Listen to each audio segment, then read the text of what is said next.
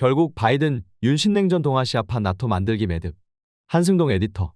북핵미사일 위협과 확장 억제를 위한 핵협의그룹 창설 등의 화려한 말 홍수 속의 반도체와 전기자동차와 배터리 등 한국 기업들의 명운이 달린 현안들은 협의 계속으로만 남았고 국가안보실 도청 문제는 제대로 거론조차 되지 않았다.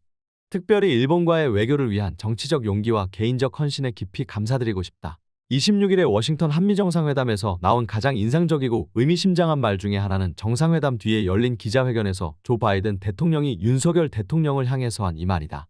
일본과의 외교를 위한 한국 대통령의 정치적 용기와 개인적 헌신에 왜 제3자인 미국 대통령이 공개적으로 감사했을까? 외교상 의례적인 발언일 수도 있겠으나 그렇게 보기에는 너무 생뚱맞다. 바이든 대통령은 그렇게 감사해야 할 충분한 이유가 따로 있었다. 이 감사의 말은 윤석열 정권 출범 이후 한일 정상회담을 거쳐 한미 정상회담에 이르기까지 한국 정부가 보여준 외교안보상의 특이한 행적의 의미를 압축적으로 드러내주는 말일 수 있다. 이 감사의 말이 어떤 맥락에서 나온 것인지는 정상회담 뒤 발표된 공동성명의 다음과 같은 구절이 좀 더 자세하게 보여준다. 두 정상은 공동의 가치를 따르고 혁신을 동력으로 하며 공동의 번영과 안보에 대한 의지에 기반한 한미일 3국 협력의 중요성을 강조하였다. 바이든 대통령은 한일 관계 개선을 위한 윤 대통령의 대승적 조치를 환영하였고 지역 및 경제 안보에 관한 3국 협력 심화로 이어지는 한일 간 협력 확대를 강력하게 지지하였다. 공동성명에서 인도태평양 전역에서의 협력 확대라는 소제목이 붙은 이 구절은 다음과 같이 이어진다. 두 정상은 북한 미사일 경보 정보의 실시간 공유 관련 진전을 환영하였고 북한의 고도화되는 핵미사일 위협을 보다 효과적으로 억제하고 대응하기 위한 대잠전 및 해상미사일 방어 훈련이 정례화되었음을 확인하였다. 또한 양 정상은 해양차단 훈련 및 대외적 훈련을 재개하고 재난 대응 및 인도 지원 관련 추가적 형태의 3국 간 훈련을 식별하기 위한 계획을 논의하였다. 바이든 대통령이 감사한 이유는 이처럼 한미일 3국 협력 심화에 필수적인 한일 간 협력 확대로 가는 연결고리를 끊어놓고 있던 일제강제동원 피해자 배상 문제 등 일본의 침략과 전쟁 문제, 이른바 과거사 문제를 윤 대통령이 대승적 용기와 헌신으로 단번에 해결해 주었기 때문이다. 어투로 보건대 이는 그냥 골치 아픈 문제를 해결해 준 데에 대한 일반적 감사가 아니다. 특별히 개인적으로 부탁한 것을 들어준 데에 대한 아주 특별한 감사일 가능성이 높다. 만일 그렇다면 윤석열 정부가 들어서기도 전에 한일 관계의 시급한 정상화를 강조하고 정권 출범 이후 국내의 많은 우려와 반대까지 무릅쓰고 제3자 변제라는 편법까지 써가며 그 문제 해결을 무리하게 서둔 까닭이 이해가 된다. 게다가 그 문제를 해결하자마자 미국 국빈 방문 계획을 발표하고 한 달 뒤 워싱턴으로 날아가 바이든 대통령으로부터 특별한 감사를 받게 된 사정이 충분히 이해된다. 앞서 인용한 공동성명에 나와 있듯이 윤 대통령이 미국에게 난제였던 한일 간의 그 연결고리를 이어준 덕분에 북한 미사일 경보 정보의 실시간 공유 관련 진전이 이뤄졌고 북이 핵미사일 위협을 더 효과적으로 억제하고 대응하기 위한 대잠전 및 해상미사일 방어 훈련을 정례화할 수 있게 됐다. 북미사일 경보 정보의 실시간 공유란 아베 신조 정권이 한국에 대한 반도체 첨단 소재 부품 수출을 규제하고 한국을 화이트리스트에서 배제하자 한국 정부가 단행한 한일군사정보보호협정 폐기를 완전히 복구했다는 얘기로 읽힌다. 한국 정부의 지소미아 폐기는 미국 쪽의 요구로 잠정 중단 정도로 후퇴했으나 이번에 윤 대통령의 헌신 덕에 완전히 복구된 것이다. 대잠전 및 해상미사일 방어 훈련은 한국이 이제까지 참가를 공식 거부하면서 사실상 부분적으로 참여해 온 미일 동맹의 미사일 방어 체제에 완전히 들어간다는 것으로 들린다. 대잠전 훈련이란 잠수함 공격 대비 방어 훈련일 텐데 이번에 이 잠수함과 관련해 바이든 대통령은 기자회견에서 마치 가볍게 지나가듯 핵전략 무기를 한반도에 재배치하지는 않을 것이지만 그 가까운 곳으로 핵잠수함은 배치할 수 있을 것이라는 말을 했다. 핵무기를 장착한 핵추진 잠수함을 한국 가까운 해역에 다시 배치할 수 있다는 얘기다. 이는 윤석열 정부를 비롯한 한국 내의 보수우파 세력의 한국 자체 핵무기 제조 주장이나 미국 전술핵 한반도 배치 주장을 무마하기 위한 발언으로 보인다.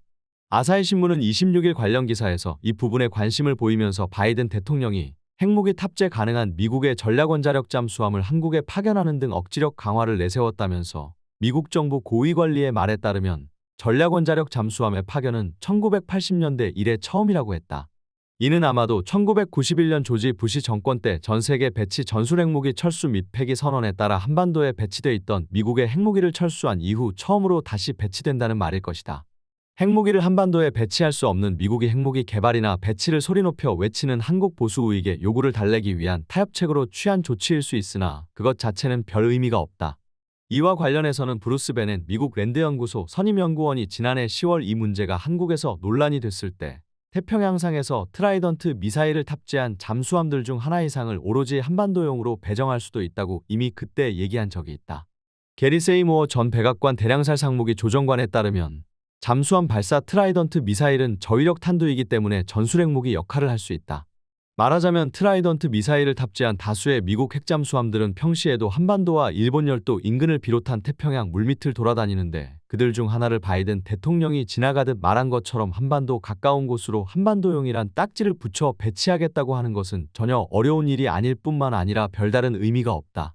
게다가 베넷 연구원은 트라이던트 미사일은 사정거리가 6,000마일 이상이기 때문에 태평양 어느 곳에서든 북한을 타격할 수 있다고 했다. 따라서 한반도 인근에 그것을 탑재한 잠수함을 배치하는 게 별 의미 없는 립서비스에 가깝다. 뿐만 아니라 세이모어 전 조정관에 따르면 미국은 본토에도 많은 핵무기를 보유하고 있으며 대륙간 탄도미사일은 북한을 1시간 안에 타격할 수 있다. 그러니 굳이 전술핵을 한반도에 배치하거나 한반도 인근에 핵탄두를 탑재한 핵잠수함을 배치할 필요도 없다. 따라서 핵무기 개발이나 미국 전술핵무기 한반도 배치 주장은 그 자체의 실제 효용보다는 그것이 갖는 거대한 대중적 파급 효과를 정치적으로 이용하려는 세력의 계산에 따른 자기적 고안물일 가능성이 농후하다. 애초에 미국은 한국의 자체 핵개발을 용인할 의사가 전혀 없다. 핵확산금지 조약을 패권 유지를 위한 국제정치의 중요한 도구로 활용해온 미국으로서는 동아시아의 핵무장 도미노와 NPT의 붕괴를 부를 가능성이 높은 한국의 핵무장을 허용할 리가 없다. 허용할 경우 일본과 대만이 당연히 핵무장에 나설 것이며 북한을 핵보유 국가로 인정하지 않고 있는 공식 입장도 허물어진다. 따라서 미국의 동아시아에 대한 통제 또는 패권 전략 자체가 무너질 가능성이 높다. 바이든 대통령이 한반도 인근 해역에 배치할 수도 있다고 한 트라이던트 탑재 핵잠수함 얘기 자체는 별다른 의미가 없으나 미국 전술핵무기가 한반도 또는 한반도 인근에 다시 배치될 수 있다는 것은 전혀 다른 의미로 읽을 수도 있다. 그것은 한반도 주변 상황이 다시 1980년대 즉 동서냉전 말기 상황으로 되돌아갈 수 있다는 얘기다. 바이든 대통령이 얘기한 지소미아 부활이나 한미일 미사일 방어 체제 구축은 바로 그런 상황을 가리키며 그때의 주적은 1980년대의 소련이 아니라 중국 또는 중국, 러시아, 북한의 이른바 북방 삼각동맹이 된다. 말하자면 바이든이 구상하고 있는 한미일 3국 안보협력은 다른 말로 하면 미국, 일본, 한국의 남방 삼각동맹이라는 얘기다. 바이든 대통령이 지난해 윤석열 정부가 한국판 인도태평양 전략을 처음으로 책정해 발표하면서 미일 동맹의 인도태평양 전략에 앞장서겠다고 선언한 것을 두고 미국의 전략에 따르는 것으로 환영한다고 한 것도 같은 맥락이다. 윤석열 정부가 한국판 인도태평양 전략을 발표한 것은 지난해 캄보디아 프놈펜에서 열린 한미일 3국 정상회담에서 미국이 주도한 인도태평양 전략이 발표된 것과 거의 같은 시기다. 그때 미국과 일본이 겨냥하고 있는 것은 동아시아판 나토라는 얘기들이 돌았다. 그 몇 개월 전인 6월에 마드리드에서 열린 나토 정상회담에 한국과 일본 정상들이 처음으로 초청돼 참석한 것도 같은 맥락으로 볼 수 있다. 말하자면 미국이 구상하고 있고 일본이 이에 적극 동조하고 있는 인도태평양 전략은 30여 년 전에 무너진 동서냉전 또는 그 유사구조를 아시아태평양 지역에 다시 구축하려는 것이며 중국 등 북방 삼각동맹을 상정한 한미일 남방 삼각동맹이 대치하는 신냉전이란 이름의 21세기 냉전을 염두에 둔 것일 수 있다. 그럴 경우 그 최전선은 다시 한반도 휴전선을 사이에 두고 동족끼리 대치하는 남북한이 될 것이다. 신냉전이라지만 정작 한반도와 동북아시아에서는 유럽에서 냉전이 무너진 뒤에도 냉전 또는 냉전적 상황이 계속돼 왔다. 북방과 남방 삼각동맹이 대치하는 신냉전 체제에서 국지전 같은 소규모 열전이 벌어질 경우 최대 희생자는 또다시 남북한이 될 것이다. 그럴 경우 쇠락해 가던 일본은 기사회생의 기회를 잡게 될 것이다.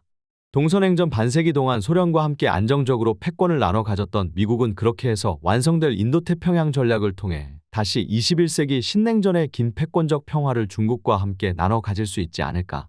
그렇게 되면 그 기간 내내 한반도는 계속 분단된 채로 에너지를 소모하며 동족끼리 대리전적 열전 또는 냉전을 치르면서 왜소한 장기판의 졸신세를 면하지 못할 것이다. 여기에는 재무장한 일본이 또 하나의 열강으로 부활의 중요한 역할을 맡게 될 가능성이 있다. 이미 일본은 지난해 12월 시기다 후미오 정권의 안보 관련 산문서 개정을 통해 적기지 공격 능력을 갖게 됐고 방위비를 지금의 GDP 대비 1% 규모에서 2027년까지 5년간 2%로 2배로 늘리기로 확정했다.